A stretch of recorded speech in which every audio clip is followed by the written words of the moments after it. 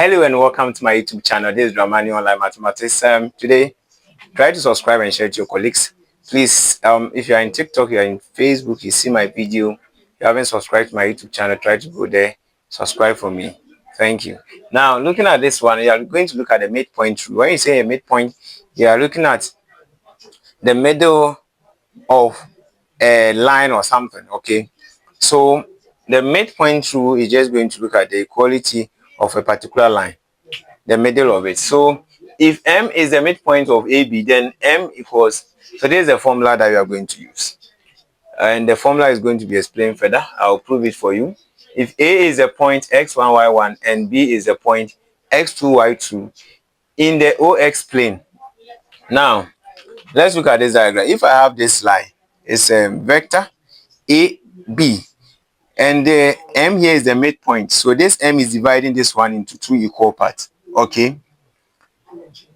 From this, you are saying that this is what you are going to get. So this is the formula you are going to use. This one here is the vectors itself I've written there. So the formula is that because it's midpoints, it is half of x1 plus x2 in one bracket, comma, y1 plus y2. So you are going to prove this formula. And this is the formula we are going to use. Since you are saying that this one is equal to the A, this M is dividing the line into two equal parts. It means that AM will be equal to what? MB. AM here will be equal to what? MB. Is that okay?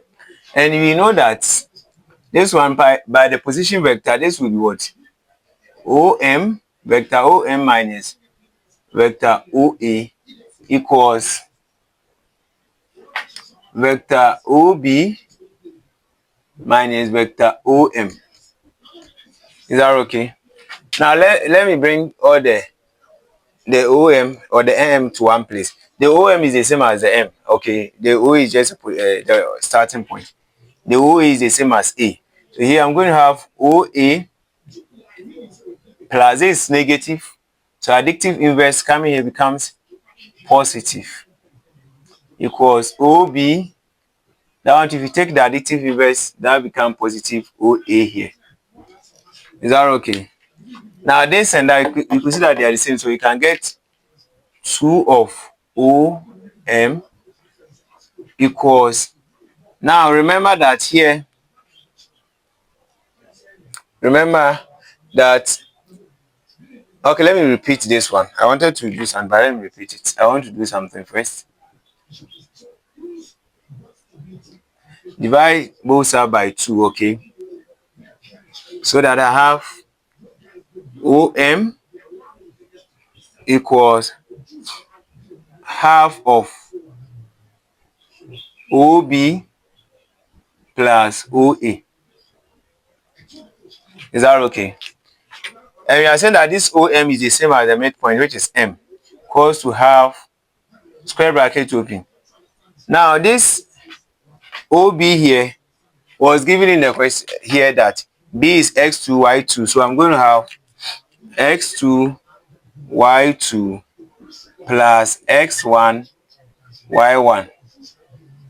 So M equals half of, now you could see that I can add the x component, then y component. So if I'm to do that, x2 plus x1 is going to give me x2 plus x1 as 1, comma, y2 plus y1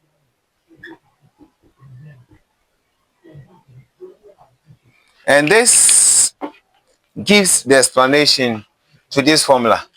So that's the formula we are going to do. So when they give you the two vectors, you just add them, then after you multiply whatever you get by half. So this half become what? A scalar. And this M is what? Midpoint. So this is the midpoint rule or the formula. Is that okay? Very good. Now let's look at some examples. Okay, so now let's look at the examples.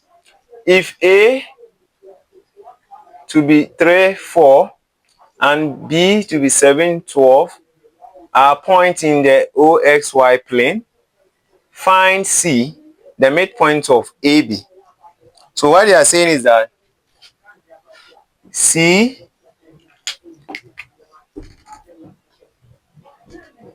C is the midpoint of what? AB. So C will be equal to half x1 plus x2, comma, y1 plus y2. So C will be equal to half. Now, x1. So you come here. This is the A. A is giving us, let me name it here. A was giving us 3, 4. B was giving us 7, 12. Okay. So you can name this one x1, x2. So x1 is 3. Please, this is addition, so it's commutative. It doesn't matter whether you start with x2 or x1. Is someone write x2 plus x1, the same as writing x1 plus x2 is commutative. Plus 7. Then you also add the 2yy, so 4 plus 12. So C will be equal to half, bracket open, 3 plus 7 is 10. 4 plus 12 is 16.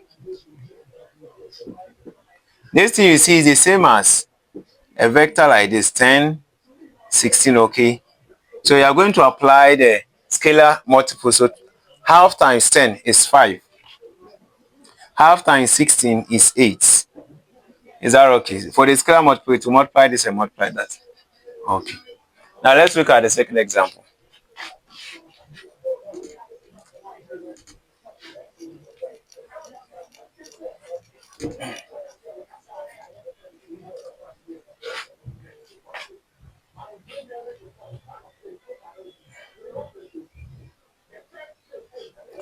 Okay, example 2.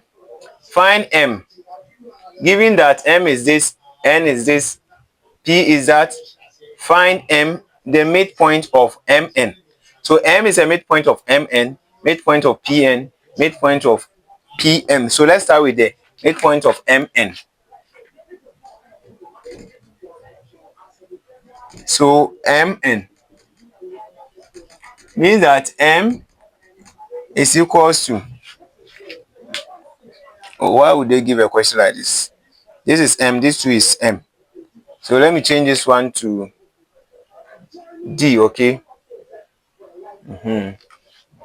So D will be a midpoint of Mn. Is that okay? So if D is a midpoint of Mn, you have half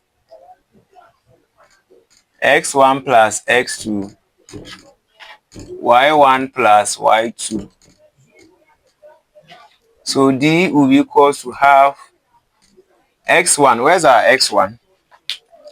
So where's our M? First thing you should identify the M and that of what? N. M is 6, 5. N is 14, 11. Okay. Let me write them here. M 6, 5. N 14, 11. Then P 2, 3. So this is what you are just doing. This is not confusing at all, because when I pick the Mn, that's what you are looking for. First, we are adding the 2x values, so 6 and what? 14. That's what you are doing there. So 6 plus 14, comma. Here you are adding the 2y values, so 5 plus 11. So my D will be equals to half. 6 plus 14 is 20. 5 plus 11 is 16. So D will be equals to half 2016. Okay. So our D will be equals to half of 20 is 10. Half of 16 is 8. So the answer is 10, 8. Okay. Good. Let me solve the Pn, then you try the Pm.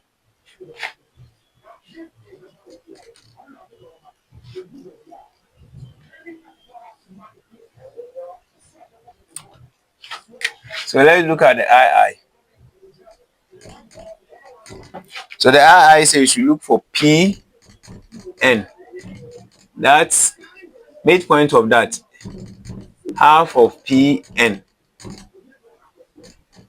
So D will be equal to half of P, and so we have x1 plus x2, y1 plus y2. So my d will be equal to half x1 plus x2 here will give you what? So you just come to, here is p and n, so 2 plus 14, okay? You first add the 2xx, so 2 plus 14, then the y is what? 3 plus 11. So my d will be equal to half 2 plus 14 is 16, 3 plus 11 is 14. So my d will be equal to half of 16 14. So my d will be equal to 8 7. So the midpoint of Pn is what? 8 7. Okay, please try to solve the last one and leave your answer in the comment section. Thank you.